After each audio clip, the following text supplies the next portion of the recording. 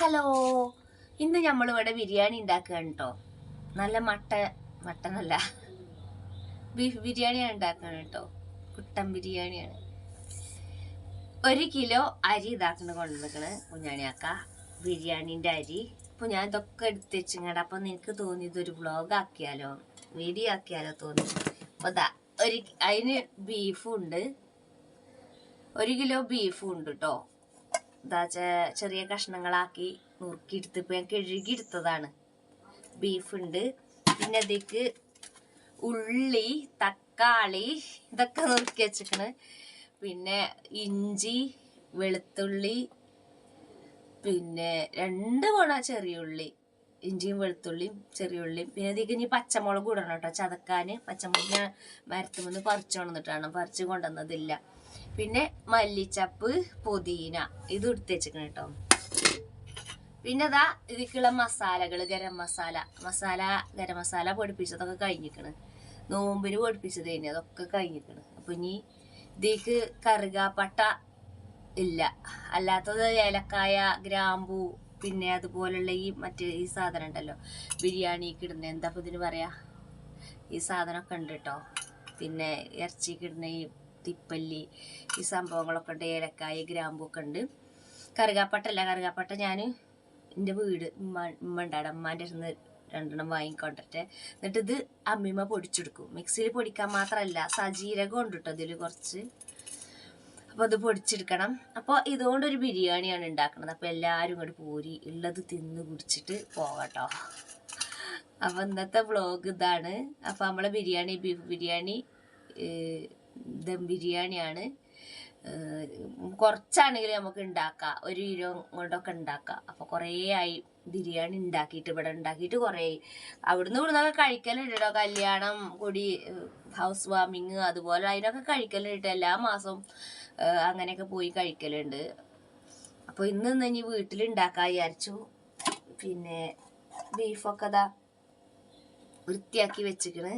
ഇനി നമുക്ക് ഇതുകൊണ്ട് എങ്ങനെയാണ് ബിരിയാണി ഉണ്ടാക്കുക നോക്കട്ടോ നമ്മൾ. അപ്പം എല്ലാവരും വരി. അപ്പം നമ്മളെ ബിരിയാണി ഇഷ്ടമാകുകയാണെങ്കിൽ എല്ലാവരും ലൈക്ക് ചെയ്യണം, അതുപോലെ തന്നെ കമൻറ്റ് ചെയ്യണം. നിങ്ങൾ ഇങ്ങനെയാണോ ബിരിയാണി ഉണ്ടാക്കൽ, ഇങ്ങനെ ഉണ്ടാക്കിയാൽ ടേസ്റ്റ് ഉണ്ടെങ്കിൽ, ഇല്ലെങ്കിൽ ഇതുപോലെ ഒന്ന് ഉണ്ടാക്കി നോക്കൂടി, നല്ല ടേസ്റ്റ് ആയിക്കാരട്ടോ. ഇതുപോലെ ഉണ്ടാക്കുകയാണെങ്കിൽ ഞാൻ ഈ ഇറച്ചി എന്താ കാട്ടുന്നത് അറിയോ, കുക്കറിലാണ് വേവിക്കണത്.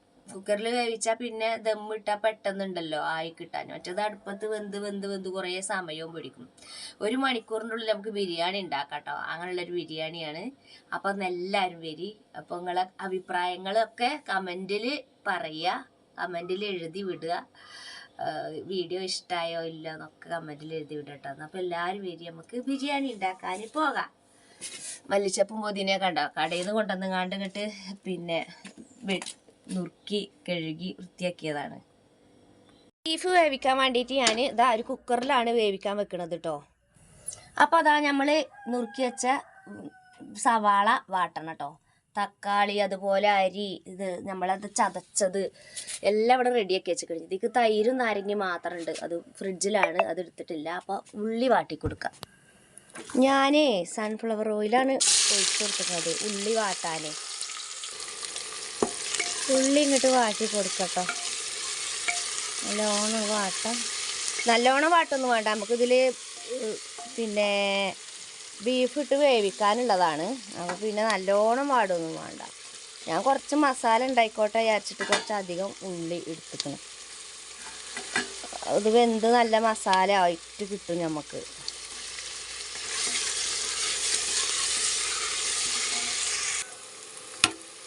ഇനി നമുക്ക് ഇതിലേക്ക് തക്കാളി ഇട്ട് കൊടുക്കട്ടോ. തക്കാളി ഇത് മുഴുവനും വേണ്ട, ഇത്ര മതി. അധികമായാലും പുളി കൂടും, ഇത്ര മതി കേട്ടോ. ഇത് ബാക്കി വെച്ചിട്ടുണ്ട്.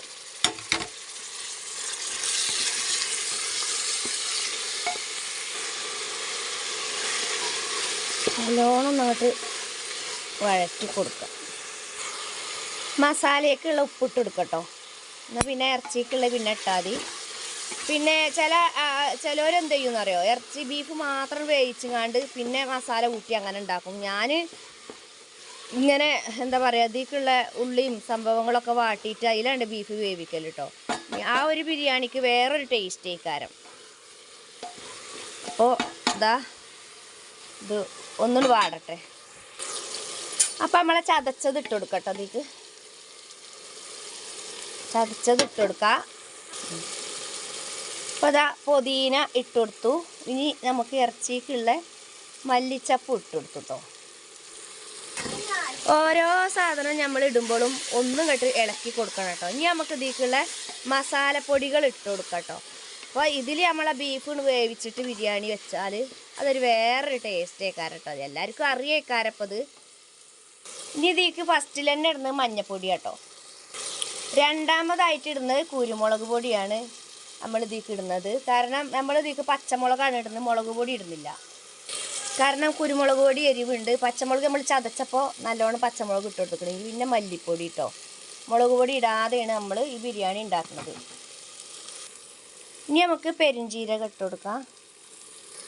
ഇനി നമ്മളെ ബിരിയാണി മസാല കേട്ടോ, ഗരം മസാല, പട്ടയും ഗ്രാമ്പും ഒക്കെ പൊടിച്ചതിട്ട് ഇനി നമ്മളെ ബീഫിക്കുള്ള ഉപ്പും കൂടിയാണ് ഇട്ട് കൊടുക്കുക.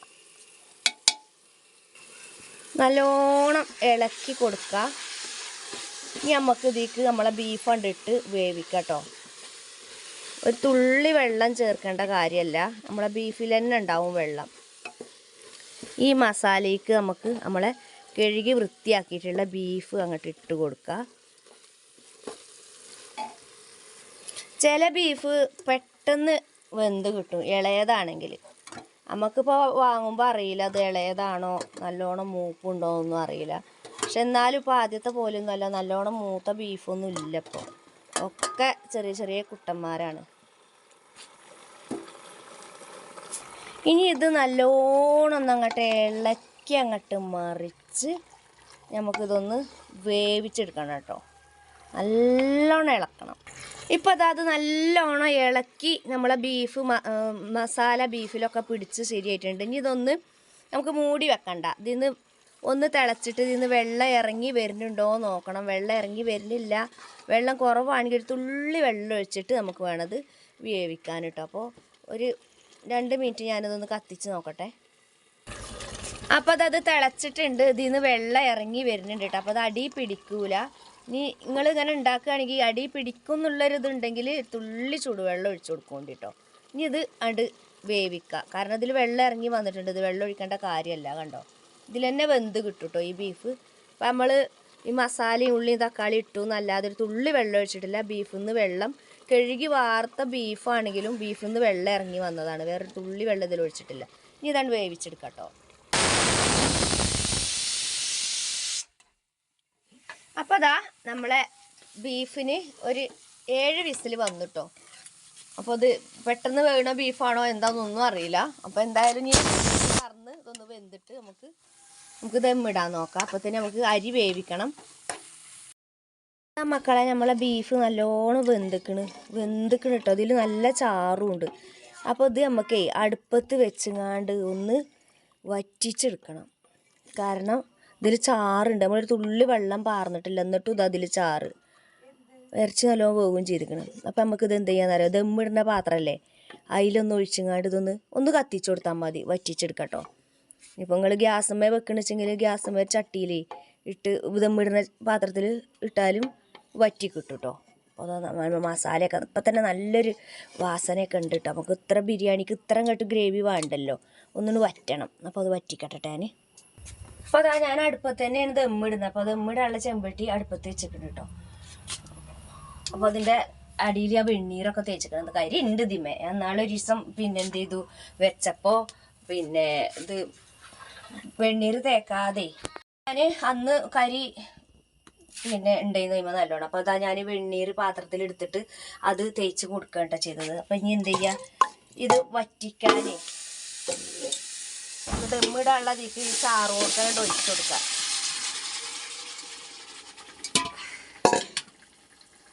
അപ്പോൾ അതാ ഇത് ഇങ്ങനെ ഒന്ന് ഈ ചാറൊന്നും വറ്റിച്ചെടുക്കുക. പുകകൊണ്ടാണെങ്കിൽ ഒന്നും കാണുന്നില്ല. അടുപ്പത്തായ അതാണുള്ള കുഴപ്പം. പുകയും കരിയൊക്കെ നമ്മളെ മേത്താവും. ഇതാക്കണ പുക ഇതാണ് ഇളക്കണ കേട്ടോ. അപ്പോൾ നമ്മളെ ബീഫിൻ്റെ കഷ്ണമൊക്കെ കണ്ടില്ല, നല്ലോണം വെന്ത് വന്നിക്കണ്. അപ്പം ഈ ചാറേ നമ്മൾ പറയുമ്പോൾ ഇതിലൊരു തുള്ളി വെള്ളം ഒഴിച്ചിട്ടില്ല. നീ ഈ ചോറ് ഊറ്റി ഇതിൻ്റെ മുകൾക്ക് തന്നെ ഇടുക, ഇല വെച്ചങ്ങാണ്ട് ഇടുക ഒക്കെ ചെയ്യട്ടോ. അപ്പോൾ ഏതായാലും ഇതൊന്നും വറ്റിക്കട്ടെ, എന്നിട്ട് നമുക്ക് ചോറ് ഇതിൻ്റെ മുകളിൽ ഇട്ട് കൊടുക്കാം. ഇപ്പം അതാ നമ്മളെ മസാല ഒരു വിധം വറ്റിയിട്ടുണ്ട് കേട്ടോ. ഇനി ഇതിലേക്ക് നമുക്ക് ആവശ്യത്തിനുള്ള എന്താ പറയുക തൈര് ഇട്ട് കൊടുക്കുക. തൈരൊന്നും നമ്മളിപ്പോൾ ഇതിൽ ചേർത്തിട്ടില്ലേ, തൈര് ഇട്ട് കൊടുക്കുക. പിന്നെ നാരങ്ങ നീര് ഇട്ട് കൊടുക്കുക കേട്ടോ. മല്ലിച്ചപ്പും പൊതിനയും കുറച്ചും കൂടി ഇട്ട് കൊടുക്കുക കേട്ടോ. എന്നിട്ട് നല്ലോണം ഇളക്കിയിട്ട് നമുക്ക് എന്ത് ചെയ്യാന്നറിയാം, ഉപ്പ് പാകമാണോ നോക്കുക. ഉപ്പ് പാകമല്ല എന്നുണ്ടെങ്കിൽ ഈ ടൈമിൽ നമുക്ക് ഉപ്പ് ഇതിലിട്ട് കൊടുക്കണം കേട്ടോ. ഉപ്പ് പാകം ഉണ്ടോ നോക്കട്ടെ. ഇനി നമുക്ക് ഇതിൻ്റെ മുകളിലേക്ക് ഇല വെച്ച് കൊടുക്കാം കേട്ടോ. ഇനി വല്ലാതെ വറ്റിക്കണ്ട. ഇനി നമുക്ക് ഇതിൻ്റെ മുകളിലേക്ക് നമ്മളെ ചോറുണ്ടല്ലോ, ചോറ് വെന്തത് ഇതിൻ്റെ മുകളിൽ കണ്ടിട്ട് കൊടുക്കാം. ഇപ്പോൾ ഞാൻ വെള്ളം അടുപ്പത്ത് വെച്ച് ഉപ്പ് ഇട്ടിക്കണ്. ഇനി അരി ഇടുക. അരിയിൽ കുറച്ച് മല്ലിച്ചപ്പ് പുതിനയൊക്കെ ഇട്ട് കൊടുത്തു. ചോറ് തിളപ്പിച്ച് ഊറ്റിക്കാണ്ടാണ് വെക്കുന്നത് കേട്ടോ ദം ബിരിയാണി. പെട്ടെന്ന് വെന്ത് കിട്ടും. ഞാൻ നല്ല വില ഉള്ള അരി തന്നെയാണ്, നല്ല ക്വാളിറ്റി നോക്കിയിട്ട് തന്നെയാണ് ബിരിയാണി വെക്കുമ്പോൾ അരി സാധനങ്ങളൊക്കെ വാങ്ങുക കേട്ടോ. വെന്ത് കഴിഞ്ഞിട്ട് ഇതിങ്ങനെ ഊറ്റിയിട്ട് ഇനി ഓട്ടപാത്രത്തിൽ വെക്കും.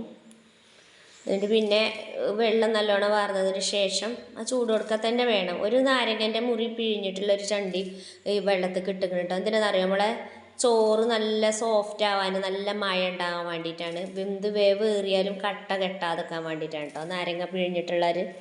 നമ്മൾ പിന്നെ മസാലയ്ക്ക് നാരങ്ങ നീരിൻ്റെ ഒരു മുറി നാരങ്ങൻ്റെ നീര് എടുക്കൂലേ, അപ്പോൾ അതിൻ്റെ മുറി ചണ്ടിയ അരിയിലിട്ട് കൊടുത്താൽ ചോറിന് നല്ല മഴ ഉണ്ടാവും. എന്നിട്ട് ഇതിൻ്റെ മുകൾക്ക് അങ്ങനെ ചോറിട്ട് കൊടുത്താൽ മതി. പിന്നെ സാധാ പോലെ തന്നെ ദം ബിരിയാണി. ഇത്തിരി നെയ്യ് ഒഴിക്കുക, ഗരം മസാല ഇടുക, മല്ലിച്ചപ്പ് പുതിന ഇട്ട് കൊടുക്കുക, ഇത്തിരി നെയ്യ് ഒഴിക്കുക, അണ്ടി മുന്തിരി ഉണ്ടെങ്കിൽ അതിട്ട് കൊടുക്കുക, സവാള വാട്ടിയതുണ്ടെങ്കിൽ അതിട്ട് കൊടുക്കുക. എന്നിട്ട് പിന്നെ ഇങ്ങനെ ചോറിടുക. അങ്ങനെ തന്നെ. അപ്പോൾ ഇങ്ങനെയൊക്കെ ഇടയ്ക്കിടയ്ക്ക് ബിരിയാണി വെച്ച് കഴിക്കുമ്പോൾ നമ്മൾ ഈ ഹോട്ടലിൽ നിന്ന് കഴിക്കണ പോലെയല്ല, നമ്മൾ വീട്ടിലൊക്കെ വെച്ച് കഴിക്കുമ്പോൾ അതിൻ്റെ ഒരു പ്രത്യേക ഒരു ടേസ്റ്റ് ആയിരിക്കുമല്ലേ, എല്ലാവർക്കും ഇഷ്ടമാവും. ഇവിടെ ഞാൻ പിന്നെ ഇടയ്ക്കിടയ്ക്ക് കുട്ടികൾക്ക് ആഗ്രഹം ഉണ്ടെന്ന് പറയുമ്പോൾ ഞങ്ങൾ ഹോട്ടലിലൊന്നും പോകലില്ല. അങ്ങനെ അങ്ങോട്ട് ഉണ്ടാക്കി കഴിക്കും. 1 കിലോ അരിയല്ലേ വേണ്ടു, 1 കിലോ അരി വെച്ചാൽ തന്നെ അതൊന്നും കഴിക്കൂല. ഇപ്പോൾ കണ്ട ഉള്ളി സവാളയൊക്കെ അണ്ടി മുന്തിരിയൊക്കെ പൊടിച്ച നെയ്യുണ്ടല്ലോ, ഞാൻ നല്ല നെയ്യ് തന്നെയാണ് കേട്ടോ ഉപയോഗിക്കുക. ഞാൻ മിൽമൻ്റെ നെയ്യാണ് ഉപയോഗിക്കുക. പിന്നെ അതുപോലെയുള്ള നെയ്യുകളൊന്നും വാങ്ങൂല. അത് പാകത്തിനേ ഇടുള്ളൂ കേട്ടോ, ഒരു ചൊവയ്ക്കും വേണ്ടിയിട്ട് മാത്രമേ ഇടുള്ളൂ. ഒരുപാട് നെയ്യൊന്നും ഇടൂല. ഇത്തിരി നെയ്യിൻ്റെ ചൊവയും വേണോ, അല്ലെങ്കിൽ ചോറ് രസം ഉണ്ടാവില്ല കേട്ടോ. കുറച്ചൊക്കെ വേണം. പിന്നെ എന്നൊന്നും ഇല്ലല്ലോ, നമ്മളിങ്ങനെ കഴിക്കൂലല്ലോ, എന്തെങ്കിലുമൊക്കെ അല്ലേ ഉള്ളൂ. മല്ലിച്ചപ്പും പുതിനയൊക്കെ മുകളിലിടുക, എന്നിട്ട് അടച്ച് വെക്കുക അമ്പ വെച്ചിട്ട്. എന്നിട്ട് പിന്നെ കുറച്ച് കഴിഞ്ഞിട്ട് നമ്മളെ ചോറും പൊട്ടിക്കുമ്പോൾ ഉണ്ടല്ലോ ആ ഒരു മണം, ബിരിയാണി ഇങ്ങോട്ട് നന്നായിട്ട് ഇങ്ങോട്ട് വരികയാണെങ്കിൽ ഈ ഒരു മണമാണ് കിട്ടും നമുക്ക്. അപ്പോൾ നമ്മൾ ശ്രദ്ധിക്കേണ്ടതെന്ന് വെച്ചാൽ അരി ഇങ്ങോട്ട് ഏറിയരുത്, അരി എന്നാൽ തീരെ വേവാദ്യം നിൽക്കരുത്. അങ്ങനത്തെ ഉള്ള ഒരു അവസ്ഥയിലേക്കാരം നമുക്ക് അരി കിട്ടേണ്ടത്. പിന്നെ ഇങ്ങോട്ട് അടച്ച് വെക്കുക. അതിൻ്റെ മുകളിലൊരു വെയിറ്റും കയറ്റി വെച്ചാലുണ്ടല്ലോ, ഞാനൊരു വെള്ളത്തിൽ എന്നാൽ പിന്നെ അടഞ്ഞടന്നൊക്കെ നല്ലോണം തീ കത്തിച്ചിട്ട് അടിക്ക് ചൂട് തട്ടിയിട്ട് അത് കടൽ പിരിച്ചെക്കുക. എന്നിട്ട് അതിൽ കടന്നുങ്ങാണ്ട് ഇങ്ങോട്ട് ദമ്മായിട്ട് ചോറ് ഞാൻ കുറേ നേരം കഴിഞ്ഞപ്പോൾ ഉച്ചക്ക് ചോറ് കഴിക്കാൻ നേരത്ത് കുത്തിയെടുക്കുകയാണ്. എന്നിട്ട് നല്ലോണം നല്ല ഇളക്കിയിട്ടുണ്ടല്ലോ, അടിയിലുള്ള മസാല ചോറ് ഇറച്ചിയൊക്കെ എന്തായിക്കണമെന്ന് അറിയില്ല, നമ്മളങ്ങനെ തീ കത്തിച്ചിക്കല്ലേ. പിന്നെ ഇത് ചെറിയൊരു ചെമ്പാണ് കണ്ടോ, മസാലയൊക്കെ ചോറൊക്കെ സൂപ്പറായിട്ട് വന്നിട്ടുണ്ട് കണ്ടോ. ഇറച്ചിയൊക്കെ ചെമ്പിൻ്റെ അടിയിലൊന്നും പിടിച്ചിട്ടൊന്നുമില്ല. അപ്പോൾ ഞാൻ ഈ ചട്ടിക്ക് മാറ്റുകയാണ്. എന്നിട്ട് എന്ത് ചെയ്യുമെന്ന് അറിയോ, ചോറ് നമ്മൾ കുത്തിയ ചോറുണ്ടല്ലോ അത് ഈ ചെമ്പട്ടിക്കട്ടിട്ട് കുഴക്കുമ്പോൾ അതിൻ്റെ ഗ്രേവിയും അതിൻ്റെ നനവും അതിൻ്റെ മണമൊക്കെ ആ ബിരിയാണി ചോറിലാണ് കിട്ടും ചെയ്യും. തിന്നുമ്പോൾ നല്ല ടേസ്റ്റും ഉണ്ടാവും. അപ്പോൾ എല്ലാവരും ഇങ്ങനെ ഉണ്ടാക്കി നോക്കിക്കൊണ്ട്, എല്ലാവർക്കും ഇപ്പോൾ ബിരിയാണീൻ്റെ റെസിപ്പിയൊക്കെ എല്ലാവർക്കും അറിയാഞ്ഞിട്ടൊന്നുമല്ല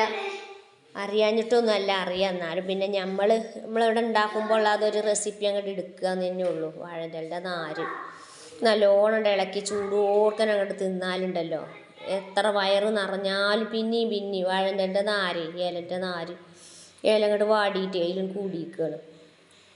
നല്ലോണം ചോറ് എത്ര കഴിച്ചാലും നമുക്ക് മതിയാവില്ല. അത്രയ്ക്ക് ടേസ്റ്റാവും. വീഡിയോ ഇഷ്ടമായി വിചാരിക്കുന്നു. വീഡിയോ ഇഷ്ടമായിട്ടുണ്ടെങ്കിൽ കൂട്ടുകാരെ നിങ്ങളുടെ അഭിപ്രായങ്ങളും നിർദ്ദേശങ്ങളൊക്കെ കമൻറ്റിലൂടെ അറിയിക്കണം. ഫേസ്ബുക്കിലാണ് കാണുന്നുണ്ടെങ്കിൽ ഫോളോ ചെയ്യാത്തവരാണെങ്കിൽ ഒന്ന് ഫോളോ ചെയ്യണേ. അതുപോലെ കമൻറ്റിലൂടെ നിങ്ങളുടെ അഭിപ്രായങ്ങളൊക്കെ ഒന്ന് അറിയിക്കുക. വീഡിയോ ഇഷ്ടമായിട്ടുണ്ടെങ്കിൽ ഇഷ്ടമായിട്ടുണ്ടെന്ന് പറയാം. അതപ്പം ഇനി ദമ്മ് ഇട്ട് പിന്നെ ഒന്ന് അടച്ച് വെച്ച് ദമ്മ് പൊട്ടിച്ച് ഒന്ന് അടച്ച് വെച്ചതിന് ശേഷം ഞങ്ങൾ ചോറ് കഴിക്കാൻ വേണ്ടിയിട്ട് വിളമ്പുകയാണ് കേട്ടോ. അപ്പോൾ കണ്ടൻ വന്നിക്കണം അവിടെ. കണ്ടൻ അന്ന് ആദ്യത്തെ അടുത്ത് ചോറ് കണ്ടന് കൊടുക്കാൻ വിചാരിച്ചു. ഓന് കുറച്ച് ചോറ് വേണ്ടട്ടെ.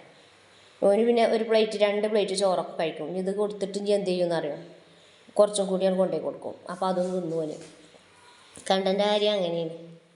ഇത് കൊടുക്കും, ഇത് കുറച്ച് അത് ഇത് കൊടുത്തവർ പറ്റില്ലാതൊന്നും ഇനി വേണം കണ്ടോ ചോദിച്ചാന്നറിയും. അപ്പോൾ ഒരു വെള്ളറച്ച് തിന്നട്ടെ. അപ്പോഴത്തെ ചർലാസ് നല്ല കട്ട തൈരും ഉള്ളിയും കാന്താരി മുളകും ഒക്കെ ഇട്ടിട്ട് മല്ലിച്ചപ്പൊക്കെ ഇട്ടിട്ടുണ്ടാക്കിയ തൈരാണ് കേട്ടോ. അപ്പോൾ ഇത്രയല്ലേ വീഡിയോ. ടാറ്റാ.